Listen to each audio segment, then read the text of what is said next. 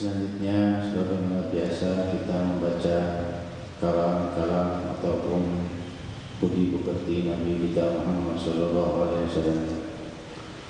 An Aisyah radhiyallahu anha kana an-nabiy sallallahu alaihi wasallam yu'jibuhu at-tayammum fi tana'ulihi wa tarajjulihi wa tahulihi wa fi sya'nihi kullihi. Hadits sahih rawahu Imam Bukhari fi sahih. Hamdan li Rabbin khassana bi Muhammadin wa anqadhana min dhulmatil jahli wad dayaji. Alhamdulillahilladzi hadana bi'abdihi al-mukhtar man da'ana ilayhi بالإذن وقد نادانا لبيك يا من دلنا وحدانا صلى الله وسلم وبارك عليه وعلى آله. الحمد لله الذي جمعنا في هذا المجمع الكريم العظيم، والحمد لله الذي جمعنا في هذا النور. جمعنا الله وإياكم في نور الله ورسوله في جميع حركاتنا وسكناتنا دنيانا وأخرانا. آمين اللهم آمين. Limpahan puji kehadirat Allah Subhanahu wa taala yang Maha Luhur, yang Maha melimpahkan kebahagiaan, yang Maha mencabutnya pula, yang Maha memberi dan yang memang Maha memiliki, dan Maha mengambil dan memang Maha berhak mengambilnya. Ialah Allah Subhanahu wa taala yang semakin dekat hamba kepadanya, semakin dekatlah ia kepada sang pemilik segala ketentuan dan kejadian. Semakin seorang hamba mempunyai niat untuk dekat kepadanya, maka niat itu menjadi bekal untuk tumbuhnya ridha Allah dan kasih sayang Allah kepadanya. Semoga niat-niat itu telah tumbuh di sanubari kita dari waktu ke waktu kita menghadiri majlis taklim ini dan majlis taklim lainnya dan lainnya dan lainnya. Apalah gunanya jika tidak ada di hatinya keinginan dekat untuk Allah.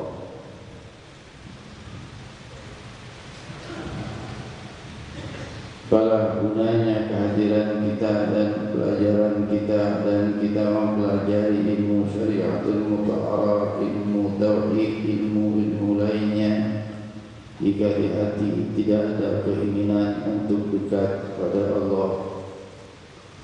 Hadirin hadirat, Rasul sallallahu alaihi wasallam bersabda riwayat sahih Bukhari, man habba liqa Allah habba Allah liqa'ahu wa man abghadha liqa Allah barang siapa yang rindu berjumpa dengan Allah, Allah rindu berjumpa dengannya. Barang siapa yang tidak mau berjumpa dengan Allah, Allah pun tidak mau berjumpa dengannya. Man abghadha liqa Allah abghadha Allah liqa'ahu. Beruntung mereka yang ingin berjumpa dengan Allah dengan kerinduan, lewatlah hari-harinya dengan kerinduan dan catatan amalnya mencatat kerinduannya siang dan malam. Kalaupun dia terjebak di dalam dosa sesekali, maka Sang Maha Penyelamat siap menyelamatkan setiap waktu dan kejap, siap mengampuni setiap waktu dan kejap. Dan untuk siapa pengampunannya didahulukan kalau bukan kepada yang ingin dekat kepadanya. Dan lewatlah mereka di dalam kehinaan, apapun yang mereka perbuat di dunia, dalam kesenangan atau dalam kesedihan, dalam masalah atau di dalam anugerah, kalau seandainya tiada keinginan dekat dengan Allah, maka nafas mereka terus mendekatkan mereka kepada siksa yang pedih dan kemurkaan Allah. Saudara-saudariku yang kumuliakan, kehadiran ini menunjukkan keinginan undangan ilahi mengajak kita untuk dekat kepadanya.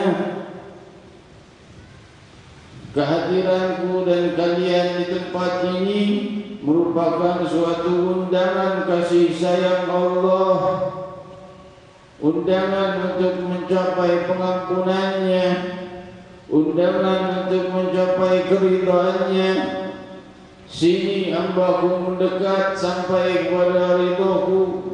Sini hambaku mendekat kulimpahi pengampunan atas dosa-dosamu. Kemari wahai hamba-hambaku yang penuh masalah, aku selesaikan masalahmu. Lebih habib. Kemarilah wahai hamba-hambaku yang penuh kesalahan, akan kuhapuskan kesalahanmu. Kemarilah hambaku yang banyak berbuat salah, akan kututupi aibmu dan kuhapus segala masalah yang akan menimpamu saat ini dan yang akan datang. Kau tidak lihat masalahmu yang akan terjadi di masa mendatang. Saat ini kita tersenyum dan saat ini kita dalam anugerah, tidak tahu esok apa yang terjadi kepada kita.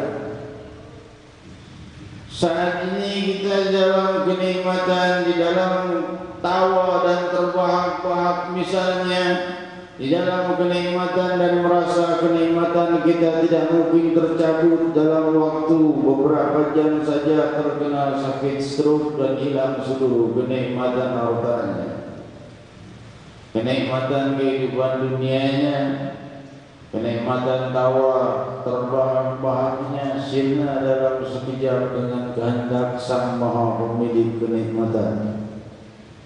Beruntung yang dekat dengan Sang Maha Pemilik kenikmatan. Mereka barangkali mendapatkan musibah, barangkali mendapatkan masalah, namun karena dekat dengan yang Maha menyelesaikannya, maka mereka akan mendapatkan penyelesaian, mendapatkan kemudahan, mendapatkan pertolongan lebih dulu dari yang lain. Saudara-saudariku yang kemuliakan, kita lihat semakin dekat seseorang kepada Allah Subhanahu wa taala, makin banyak musibahnya kata orang. Kamu mau dekat dengan Allah, ini banyak musibah, tidak Allah dan itulah. Jika Allah mencintai seorang hamba, maka Allah akan memberikan padanya cobaan. Cobaan apa? Cobaan itu bukan hanya kesedihan, cobaan itu bisa berupa kesenangan, cobaan itu bisa berupa harta, cobaan itu bisa berupa kedudukan. Namun hadirin hadirat yang dimuliakan, kenikmatan yang diberikan kepada mereka lebih dari cobaannya, jauh. Ya, Rasul sallallahu alaihi wasallam dikejar dan dilempari. Ya, Rasul sallallahu alaihi wasallam mengikat perutnya dengan 3 buah batu karena tidak makan selama sekian hari. Namun makhluk manusia mana yang diizinkan mengalirkan air di saat kehausan umatnya? Air mengalir dari jari-jari beliau hingga riwayat Sahih Bukhari, "Lau kunna mi'at alf lakafana." Ya Rasulullah, kami sana kemari cari air tidak ketemu, maka bagaimana dengan keadaan kami? Kali ini kehausan, kami butuh air wudu, kami butuh air. Maka Rasulullah memerintahkan ambil bejana besar, panci yang besar, lalu beliau menaruhkan tangannya mengalir air dari jari-jari beliau. Maka beliau berkata, "Hayya ala tahurullah." Silahkan mendekat kepada air suci penuh keberkahan. Maka mereka berdatangi, minum air itu, berwudu, minum wudu, jumlah mereka 1.200. Dan mereka berkata, jika kami 100.000 pun akan mencukupi air itu, tidak berhenti sebelum semuanya selesai. Siapa yang mendapatkan ini selain Sayyidina Muhammad? Dari hadirat yang dimuliakan Allah, ketika beliau dikejar-kejar dan dilempari, Allah perintahkan malaikat untuk membawa malaikat gunung, mengangkat gunung dan menimpakan kepada umat yang telah berbuat jahat pada beliau. Namun beliau bersabar. Siapa yang berbuat seperti ini dan bersabar seperti ini, yang berlemah lembut kepada musuh seperti ini melebihi Muhammad Rasulullah. Baru dilempari, baru dikejar-kejar, berdarah kakinya, bikin seperti orang gila sehingga keluar dari kampung Ba'id dengan dikejar-kejar. Namun beliau berkata, "Bal artujin kutubana, aku masih memikirkan kalau mereka tidak terima, barangkali anak-anak musuhnya masih dipikirkan oleh Rasulullah SAW. Musuh-musuhnya memusuhi beliau, mungkin mereka tidak dapat hidayah, mungkin anak-anaknya. Kalau ditimpakan gunung kepadanya, habis seluruh keturunannya, tidak akan ada lagi. Barangkali anak-anaknya mau beriman." Tindakan yang belum pernah diperbuat satu makhluk pun di muka bumi selain Sayyidina Muhammad. Hadirin hadirat yang dimuliakan Allah, malam hari ini kita membaca hadis yang seakan-akan ringan namun menunjukkan mukjizat Nabi Muhammad SAW di dalam banyak hal. Tapi yang akan kita kupas adalah di dalam masalah pengetahuan tibbiyah, yaitu pengetahuan di dalam pemahaman menunjukkan beliau itu Nabi yang modern dan mengerti dalam ilmu biologi dan ilmu kedokteran. Beliau, kita bisa dengar itu, mau selalu mendahulukan yang kanan dari yang kiri. Jadi saya tidak perlu terlalu banyak membahasnya. Maka kanan yang kiri menyisir, demikian juga dalam segala halnya.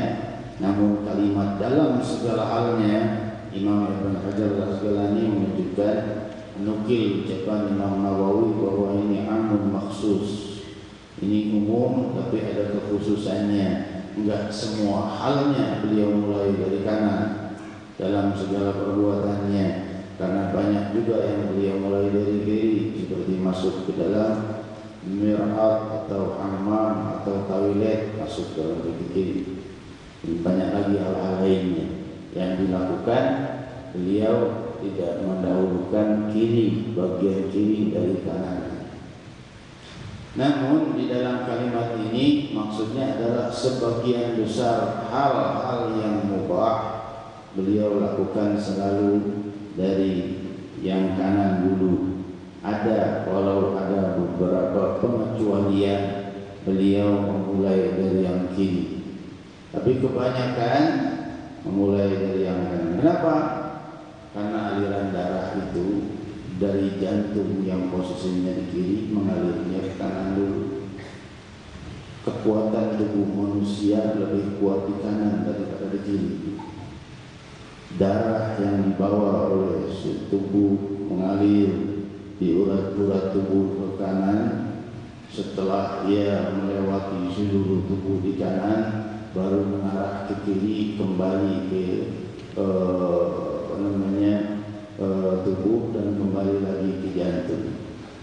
Darah yang mengarah ke kiri itu sudah membawa kotoran-kotoran yang dibawa daripada toksin, daripada hal-hal lainnya, dibersihkan di tubuh, baru dikirim ke jantung. Menunjukkan kalau manusia selalu memulai dari yang kiri, maka ia akan lebih buruk keadaan hidupnya. Karena kalau ia memulai dengan yang kanan, memang kekuatan tubuh ada di kanan.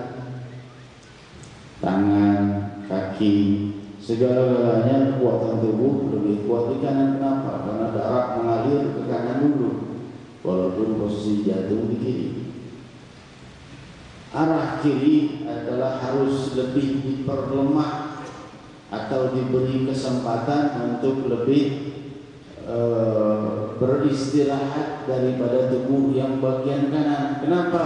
Karena ia mendapat pasokan darah yang sudah banyak kotorannya, sudah lemah ini. Darah itu kalau diperiksa, pancaran darah yang mengalir ke kanan itu deras, Tapi kalau yang di kiri sudah lambat dan penuh dengan berubah warnanya karena sudah tidak terlalu merah yang sangat jernih, tapi sudah merah kehitam-hitaman. Ini kalau dipacu bagian kiri, maka tentunya akan membuat tubuh lebih lemah daripada yang memacu tubuhnya dari bagian kanan. Betapa indah dan modern sunnah Sayyidina Muhammad. Hadirin hadirat yang dimuliakan Allah, kita mengingat juga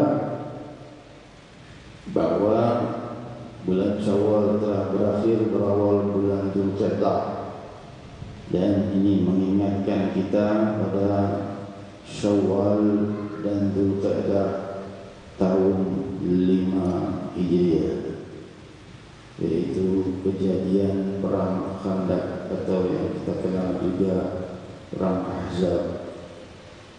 Hadirin hadirat yang dimuliakan Allah, di saat itu Madinah dikepung oleh seluruh kabilah-kabilah sekitar Madinah dengan dikepalai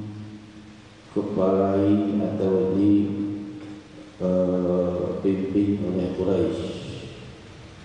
Quraisy mengatakan, kalian kalau tidak ikut dengan kami, nanti kalian sendiri berubah agama, rakyat kalian akan berubah mengikuti agama Muhammad Sallallahu Alaihi Wasallam. Itu seperti penduduk Madinah makin banyak kalian nanti di bawah kekuasaannya. Maka mereka marah. Siap. Orang-orang Yahudi di sekitar Madinah siap. Kabilah-kabilah lainnya sekitar Madinah siap untuk mengepung Madinatul Munawwarah dan menghabisi Rasulullah SAW di tempatnya. Quraisy senang. Nabi SAW berbuat lain daripada yang lain. Orang lain sudah melihat begini, mempersiapkan senjata, karena ini tercatat di dalam kutub sirah jumlah mereka 10.000 yang mengepung Madinah, dan 100 diantaranya adalah tentara yang ahli dan penuh dengan persenjataan, penuh dengan lengkap dengan persenjataan yang betul-betul sebagai seorang faris atau petarung yang hebat.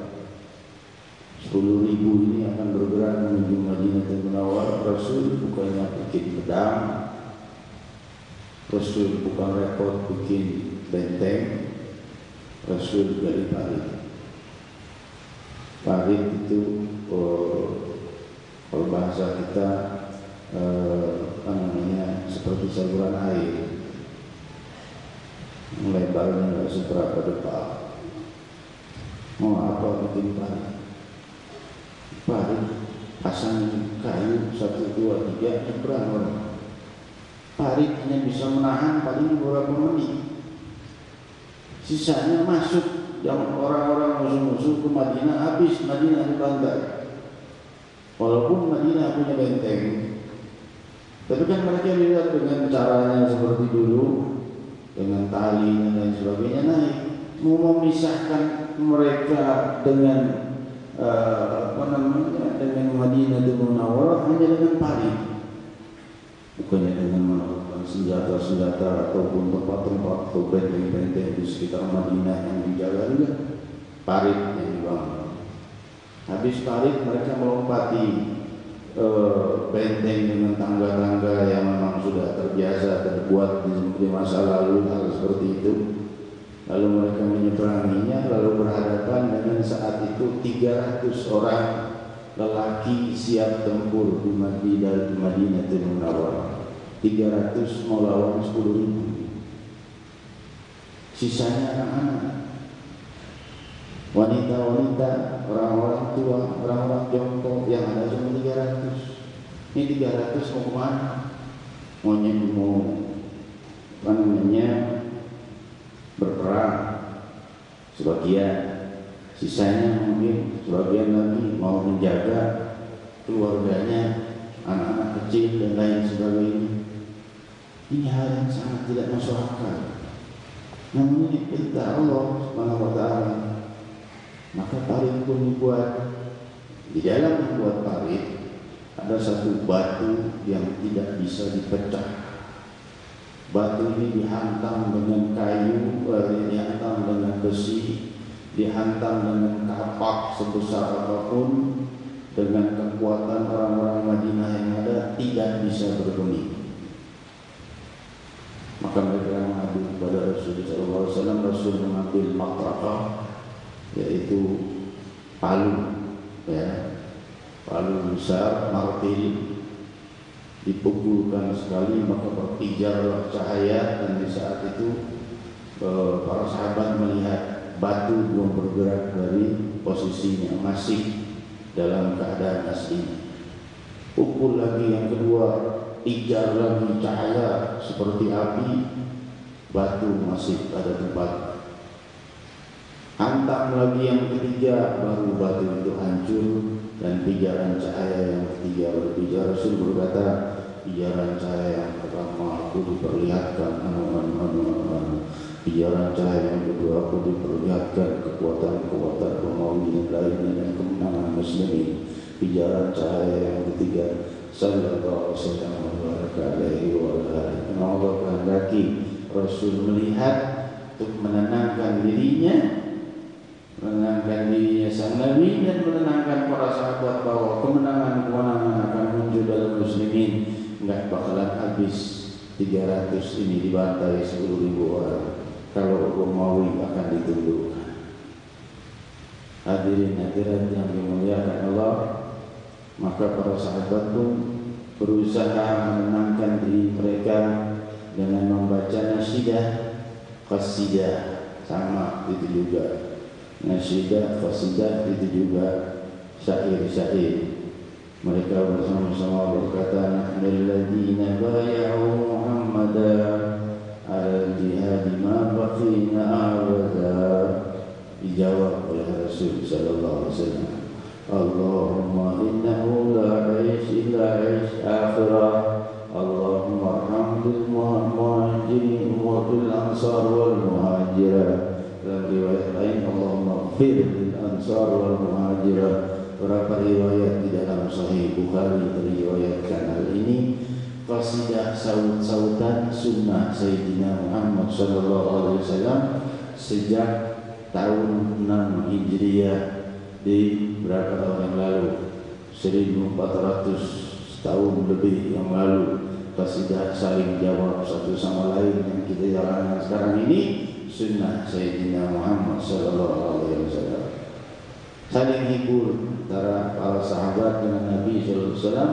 Nabi berkata, para sahabat berkata, Allahumma nahnu alladzina bay'u Muhammadan ala jihad ma baqina abada. Kamilah yang berbaiat sumpah setia kepada Muhammad, dan kami selalu ikut apa-apa yang diperjuangkan Nabi Muhammad sisa kehidupan kami bersama Nabi Muhammad. Rasul menjawab, Allahumma la 'aish illa 'aishul akhirah. Wahai Allah, tiada kehidupan yang hakiki selain kehidupan akhirat. Allahumma arhamil ansar wal muhajirah. Dan riwayat Allahumma ighfir lil ansar wal muhajirah. Wahai Allah, ampunilah bagi kaum Ansar dan Muhajirin. Dan riwayat, wahai Allah, kasihanilah, sayangilah kaum Ansar dan Muhajirin. Maka mereka terus semakin asyik dengan qasidah itu untuk saling menghibur. Demikian indahnya Nabi kita Muhammad sallallahu alaihi wasallam. Satu datang kepada Rasul, sahabat. Sahabat ini ahli strategi, kalau bahasa kita sekarang politikus, ya, tukang kompor. Tapi masuk Islam, bukan tukang kompor, cawang kompor, bukan kompor maksudnya tukang manasi. pengadu domba. Tapi udah masuk Islam, sudah beriman, bertobat. Dia berkata, ya Rasulullah, izinkan aku untuk mendatangi kabilah Yahudi kalau boleh. Rasul tahu ini orang enggak bakalan terpengaruh oleh orang Yahudi dan orang-orang Quraisy. Dan Rasul tahu ini orang lidahnya kompor. Silakan. Ini ada satu kompor. Ya, dia datang ke satu kabilah Yahudi. Kita berteman ya. Kita belum peperangan, belum apa-apa. Kita berteman. Kalau sudah peperangan, baru kita saling adu satu sama lain. Aku sendiri tidak bersenjata. Ya, ada apa? Kalian dibayar berapa sama Quraisy? Orang Muhammad. Pengen tahu? Mereka berkata, enggak ada apa-apa. Bukan uang yang harus Quraisy keluarkan untuk kalian. Orang Quraisy harus berikan jaminan nyawa untuk kalian. Ambil 10 atau 100 orang Quraisy jadi jaminan. Kenapa?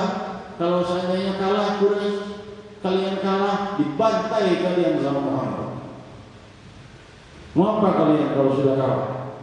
Quraisy kabur, kalian harus beri jaminan. Paling tidak 100 orang. Pegang, ini jaminannya. Untuk apa? Untuk supaya dilepaskan, jangan sampai dibantai kalian dan keluarga kalian. Harus ada jaminan. Jadi dijaminkan nih 100 nih, ya Muhammad, kami jaminkan 100 orang Quraisy untukmu, supaya kami jangan di otak-atik, jangan diganggu, jangan disiksa, jangan ditangkap, jangan dijadikan budak. Terkeskompor. Yahudi mikir otak Yahudi kalah sama kompor. Iya juga. Iya, kalau kita menang. Kalau kita menang, hartanya Muhammad berapa di Madinah? Dibagi-bagi rame-rame 10.000 orang. Kalau kita kalah, ya 300 lawan 10.000. Tapi kalau kita kalah, kalau tiba-tiba terjadi sesuatu, tiba-tiba perpecahan, tiba-tiba terjadi apa-apa, kalah kita, dibantai kita dan keluarga. Quraisy, aku minta jaminan.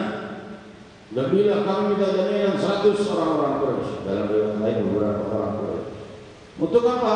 Untuk jaminan kalau kami kalah.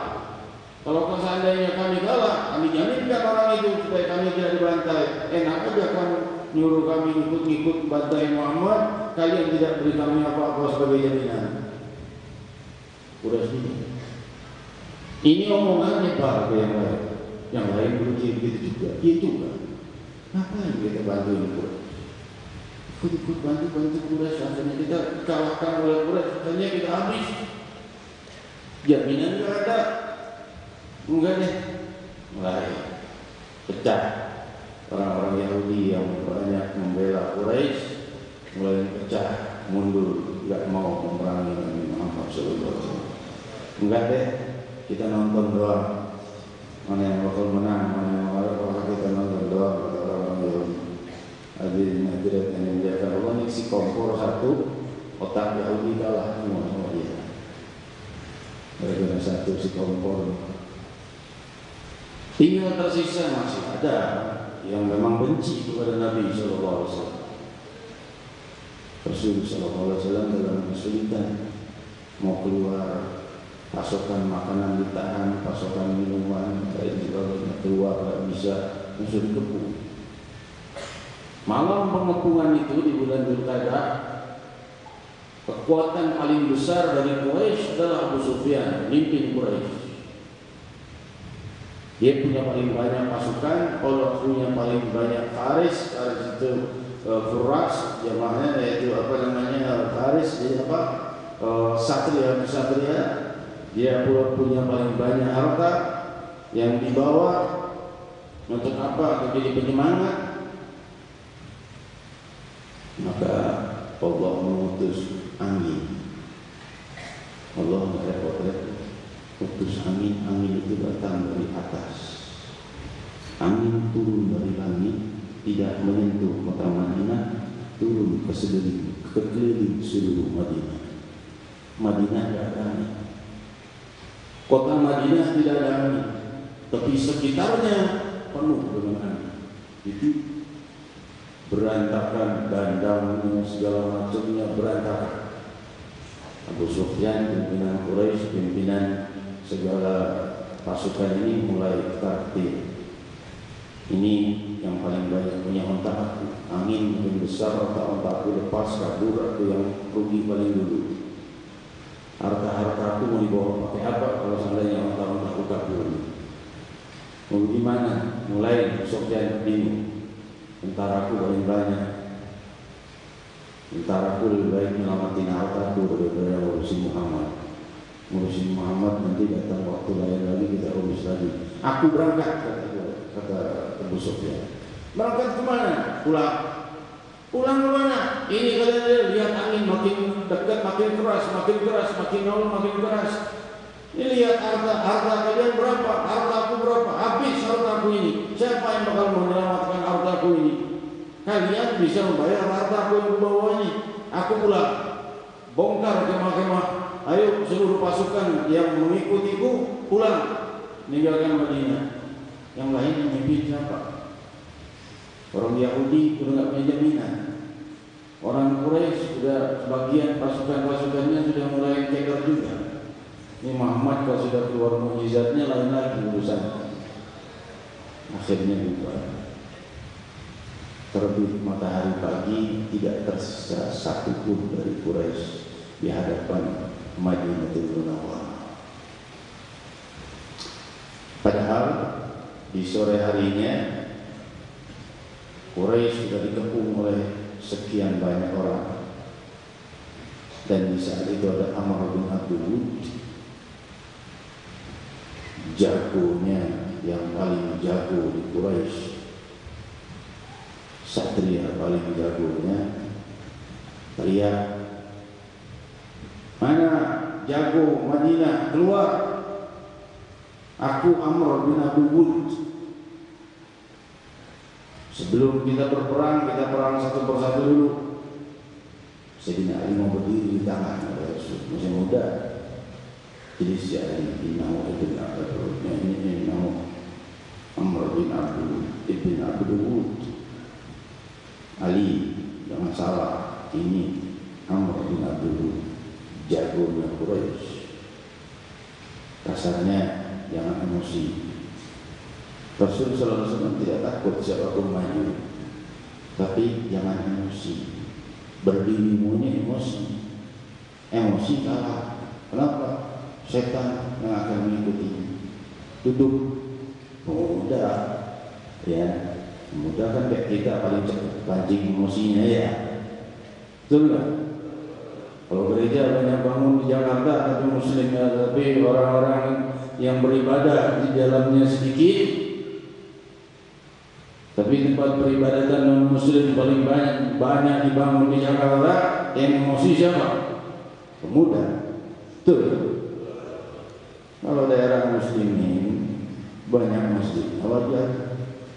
Daerah non muslim banyak peribadatannya, wajar. Tapi daerah muslimin banyak peribadatan non muslim. Yang bakal bergerak bukan orang tua, orang muda, yang bergerak dua jiwa Ali bin Abi Thalib radhiyallahu anhu. Makanya yang paling mau berdiri Sayyidina Ali. Tahan, ya Rasul, tahan. Teriak lagi, alul Madinah, nggak ada satu yang mau maju. Tambah geram Sayyidina Ali. Ya Rasulullah, biarkan dia. Ya Ibn Abdul Wud, walaupun Amr bin Abdul Wud. Tahan, boleh. Maka yang ketiga berkata lagi, kalau nggak ada aku pulang. Berarti ada satu pun yang bisa menghadapi di sini. Maka saya berkata, ya Rasulullah, izinkan aku untuk berdiri menghadapi Amr bin Abdul Wud. Rasul sudah lihat hatinya Ali bin Abi Thalib sudah tenang, penuh dengan sakinah. Nah, sekarang sakinah maju kan didoakan oleh Rasul. Maka Sayyidina Ali keluar, Amr bin Abdul Wud berkata, kamu, bapakmu temanku, kamu mau hadapi aku? Bapakmu Abu Thalib itu temanku, aku gak mau berhadapan dengan orang lain. Malu aku bunuh anak temanku sendiri. Aku tidak mau berperang denganmu, bertarung denganmu karena bapakmu temanku. Sayyidina Ali berkata, tapi demi Allah, aku ingin membunuhmu kalau kamu tidak mau masuk Islam. Marah dengan aku. Taruh. Enggak berapa menit Ibn Abdul sudah dua dengan kuda-kudanya. Takbir muslimin, gentar Quraisy, sebagian bertakutan. Amr bin Abdul kalah sama Ali bin Abi Thalib karena muda. Hadirin hadirat yang dimuliakan Allah, demikian keadaannya sampai malam itu Abu Sufyan berangkat, kabilah lain berangkat. Pagi tidak satu pun tersisa dari orang-orang yang ingin memerangi Madinatul Munawwarah. Kemana? Ke kami. Siapa yang perangi? Tidak tahu. Allah Subhanahu wa Ta'ala. Di dalam cuma ada 10.000 yang menyerang. Di dalam ada 300 hilang semuanya, tidak tersisa satu pun yang ingin menguasai Madinatul Munawwarah.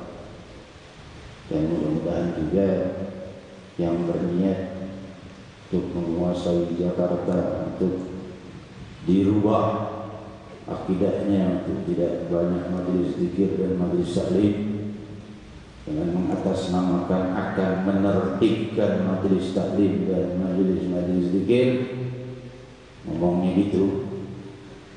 Semoga Allah Subhanahu wa Ta'ala menghabisi mereka, tidak tersisa satu pun. Allahu Akbar. Ini bulan kemenangan Ahzab atau bulan Khandaq. Hadirin hadirat yang dimuliakan Allah, demikian kekuatan kesabaran memunculkan pertolongan Allah Subhanahu wa Ta'ala. Berapa hari lagi kalian akan melewati hari mana kalian harus memilih siapa yang akan kalian pilih, terserah. Tidak ada karena ini bukan kampanye nih, ya cuma satu hal, kita jangan lupa sama Dewan Penasehat Majelis Rasulullah SAW. Gubernur DKI Jakarta itu Dewan Penasehat Majelis Rasulullah. Kalau yang satunya baik juga sama saya, jenguk saya juga, dua-duanya jenguk saya di rumah sakit, dua-duanya baik. Tapi jangan lupa, ini selama 5 tahun ini menggema gerakan Majelis Rasulullah Maju itu dalam 5 tahun ini. Mudah-mudahan semakin maju dan Allah Subhanahu wa Ta'ala memberikan kita pemimpin yang paling membawa manfaat bagi muslimin. Sampaikan oleh guru mulia kita, Jakarta akan dipimpin oleh orang yang lebih membawa manfaat bagi muslimin. Demikian yang disampaikan guru mulia kita, dan saya mohon pamit. Dalam 1-2 hari ini saya akan menghadap beliau. Ada beberapa hal yang perlu disampaikan dan beliau juga ada beberapa hal yang perlu disampaikan. Dan insya Allah Subhanahu wa Ta'ala menjaga kita semua, menjaga wilayah kita, menjaga kota kita, menjaga bangsa kita, dan Allah Subhanahu wa Ta'ala melimpahkan rahmat dan hidayah mereka yang masih terjebak dalam narkotika, yang terjebak di dalam perjudian, dalam segala hal-hal yang buruk dan kehinaan, agar diberi hidayah oleh Allah Subhanahu wa Ta'ala. Dan Jakarta menjadi kota damai, Jakarta menjadi kota yang aman, Jakarta tidak menjadi kota perpecahan, Jakarta tetap damai seperti biasa, majelis-majelis zikir tetap damai seperti biasa, tidak bicara-bicara segala macam hal-hal yang membuat datangnya orang ke majelis zikir malah keluar di emosi, bukannya keluar membawa ketenangan. Maunya orang yang datang ke majelis dalam keadaan bingung, keluar tenang, keluar dalam keadaan sakinah. Ini masuk ke majelis taklim dalam keadaan bingung, keluar dengan emosi. Mudah-mudahan bukan begitu kejadiannya, tapi majelis taklim bawa ketenangan, bawa kedamaian, bawa rahmat, dan menjauhkan kita dari musibah. Amin Allahumma amin. Hadirin hadirat yang dimuliakan Allah, demikian yang saya sampaikan. Kita bermunajat bersama, semoga Allah menjaga Jakarta dan semoga 1400 tahun yang lalu itu kekuatan muslimin terulang kembali dari kemenangan perang Khandaq, dari kemenangan perang Ahzab. Disebut Ahzab karena dikepung oleh banyak wilayah, dari seluruh wilayah berusaha mengepung. Ya, hadirin hadirat yang dimuliakan Allah, semoga hal itu Allah Subhanahu wa taala meniupnya seperti meniup debu di tangan dengan mudah, selesai, tidak tersisa satu pun. Amin. Wa qulu jami'an ya Allah, ya Allah, ya Allah, ya Allah, ya Allah, ya Allah, ya Allah, ya Allah,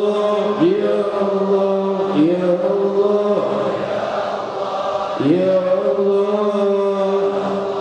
ya Allah, ya Allah, ya Allah, ya Allah.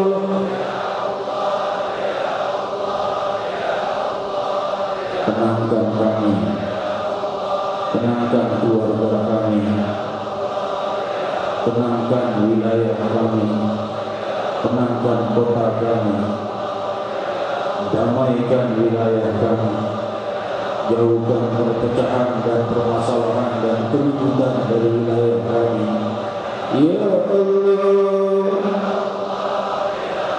tiuplah dan hembuslah semua yang ingin membawa fitnah dan kerusakan bagi wilayah Jakarta, kota muslimin terbesar di muka bumi. Ya Allah,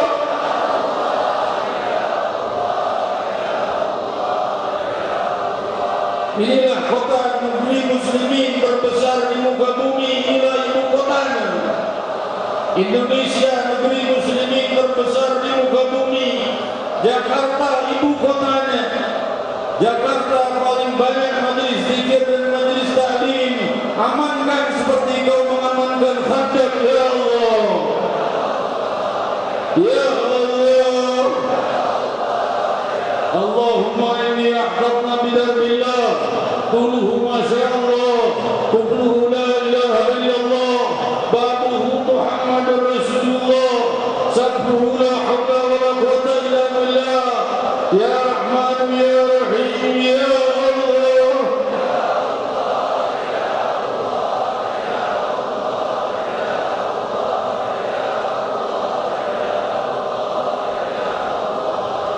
Allahumma inna ahadun a'udzu bisu'i min al-jinni wal insi wal wuhush wa ghayrihim min sa'il makhluqat min basharin aw shaitanin aw sultanin aw wiswas fardud nadarahum bintikas wa qulubahum biwiswas wa aydiyahum biiblas wa udhum min ar-rijli ila ar-ras. Ya Rahman ya Rahim, bagaimana kau bentengi Madinatul Munawwarah. Ya Allah,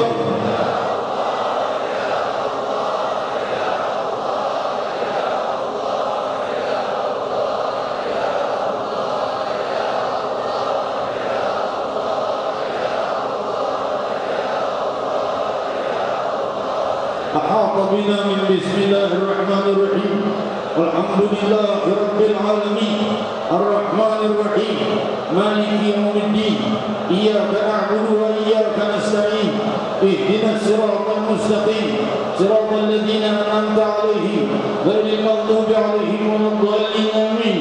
سور سور سور وأنت الله لا إله إلا هو الحي القيوم لا تأخذه سنة ولا نوم له ما في السماوات وما في الأرض من ذا الذي يشفع عنده إلا بإذنه يعلم ما بين أيديهم وما خلفهم ولا يحيطون بشيء من علمه إلا بما شاء وسع كرسيه السماوات والأرض ولا يؤوده حفظهما وهو العلي العظيم. بنا استدارت كما استدارت الملائكة بمدينة الرسول. bentengi kami sebagaimana kau bentengi Madinah Rasulullah. بمدينة الرسول بلا خندق ولا سور.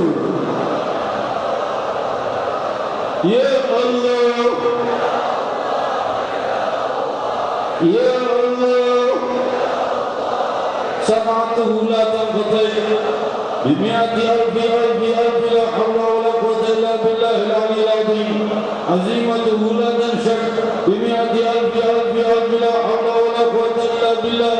Perbuatanmu tidak akan pernah bisa dihalangi oleh siapapun demi kekuatan 1 miliar la haula wala quwwata illa billah.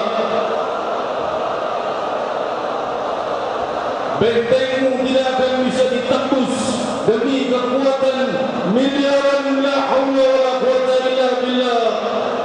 Wahai Allah, siapapun yang ingin membawa keburukan pada kami, Allahumma inna ahli aradana bisu minal jin wal ins, daripada kelompok jin, kelompok manusia, wal wiswas, dan kelompok-kelompok yang membawa kewaswasan dan kekuatan-kekuatan lainnya. Fardud namarhum bintikas, kembalikan mereka, tolak mereka sejauh-jauhnya. Fardud namarhum bintikas, wa qulubahum fi miswas, jadikan hati mereka ketakutan dan risau. Qulubahum fi miswas wa aydihum fi iblas, jatuhkan tangan mereka, lepas dari semua kekuatannya.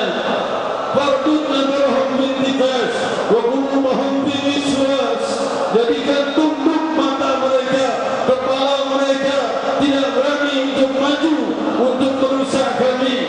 Fardud namarhum bintikas wa qulubahum fi miswas, hati mereka penuh kewaswasan. Ya Allah,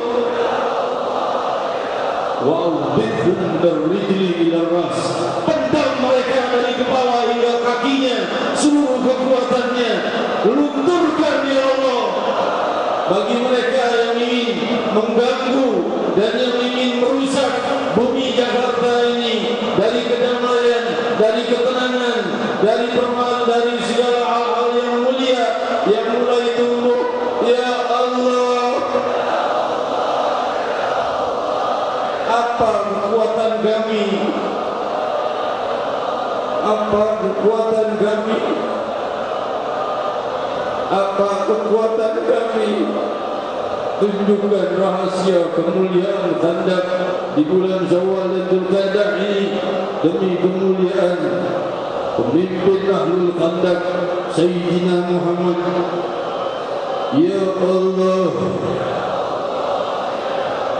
hapuskan musibah, jauhkan perpecahan, jauhkan pertumpahan darah, jadikan Jakarta damai dan seluruh wilayah di bumi Indonesia ini negeri muslimin terbesar di dunia, bangsa kami, ya Allah, dan seluruh wilayah muslimin di barat dan timur, ya Allah. Ampuni dosa-dosa kami, ampuni kesalahan kami, jauhkan musibah yang akan datang pada kami, limpahi kami kebahagiaan, limpahi kami kemudahan, limpahi kami segala apa yang kami minta. Kabulkan doa-doa kami dan hajat-hajat yang kami butuhkan. Limpahkanlah segala kebutuhan kami yang kami ketahui dan yang tidak kami ketahui. Demi keagungan nama-Mu, bukalah seluruh pintu yang telah kami berdoa kepadamu, yang telah kami sebutkan dan yang belum kami sebutkan. Buka seluruh pintu kemuliaan itu demi kekuatan nama-Mu, ya Allah, yang Kau tahan hari kiamat selama masih ada yang menyebut nama-Mu, ya Allah. Ya Rahman, ya Rahim, ya Allah, ya Allah, la ilaha illallah, la ilaha illallah, la ilaha illallah, la ilaha illallahul azimul halim.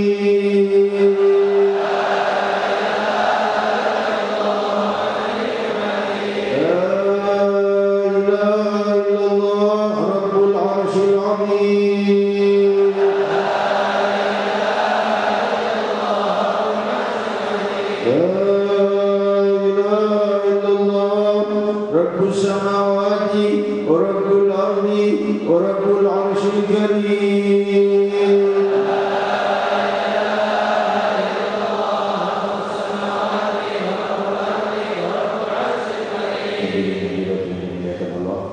InsyaAllah hanya beberapa hari saja keberangkatannya, kemudian InsyaAllah minggu atau Senin sudah di Jakarta. Hadirin hadirat yang dimuliakan Allah, saya ingatkan satu hal saya ingatkan bahwa untuk membela Allah dan Rasul, darah kita murah untuk membela Allah dan Rasul. Tapi kita pikir ada gunanya enggak? Kalau enggak ada gunanya buat apa? Hanya memicu perpecahan, hanya memicu pecah belah dan pertikaian, yang ada malah musuh semakin dipasok dengan kekuatan yang lebih besar lagi oleh lain-lainnya yang memusuhi Islam. Ya, jadi dipikir-pikir, wah kita siap untuk maju bela Nabi Muhammad. Iya betul, tapi ada gunanya enggak? Manfaatnya lebih besar mana? Kita sabar, tenang, atau kita bergerak? Hadirin hadirat yang dimuliakan Allah, sampai saat ini Allah Subhanahu wa taala masih menjaga kita dengan kemuliaannya, dengan kasih sayangnya, dengan kelembutannya. Amin Allahumma amin. Selanjutnya hadirin hadirat kita bersalam pada Rasulullah sallallahu alaihi wasallam. Kemudian doa itu oleh Al-Habib bin Muhammad Bawir Atos. Al-Mashkur Abu Ta'ala. Ya Rasulullah, salamun alaik, ya Rafi'al sya'ni wa daraji.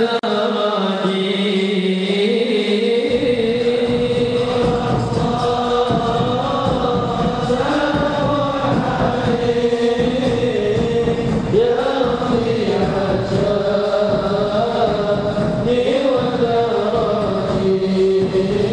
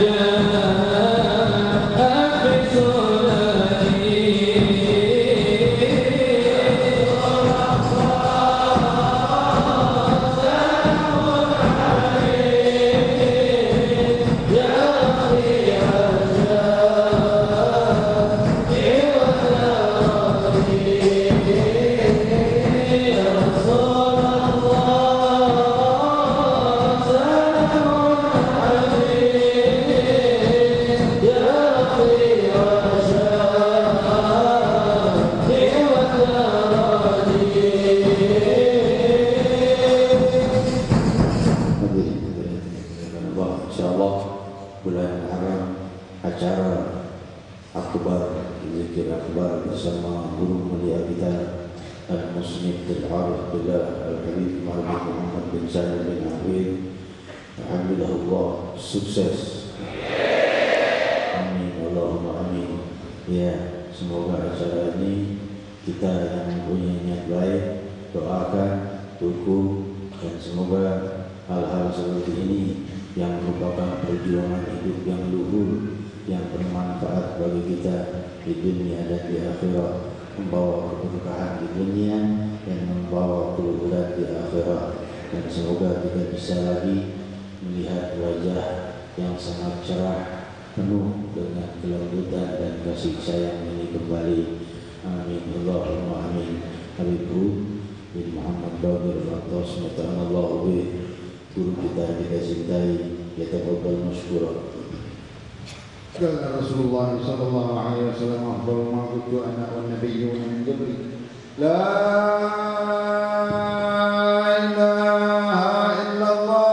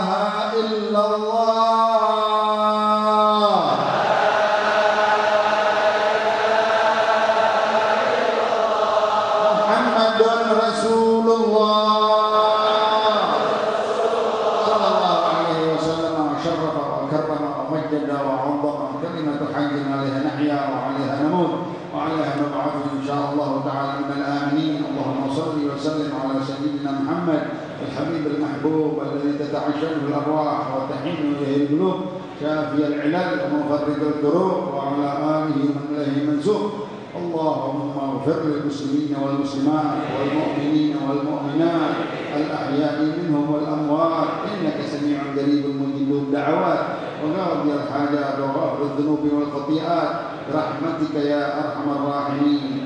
اللهم انصر أمة سيدنا محمد، اللهم اجبر أمة سيدنا محمد، اللهم ارحم أمة سيدنا محمد، اللهم اغفر أمة سيدنا محمد، اللهم استر أمة سيدنا محمد، اللهم فرج عن أمة سيدنا محمد بحق محمد وآل محمد. أصلح من صلي صلاح المسلمين وأهلك من بهلاك صلاح المسلمين. اللهم أعز الإسلام والمسلمين وأذل الشرك والمشركين أعداءك أعداء. احرسنا بعينك التي لا تنام واكنفنا بكنفك الذي لا يرام وارحمنا بقدرتك علينا ولا تهلكنا وأنت ثقتنا.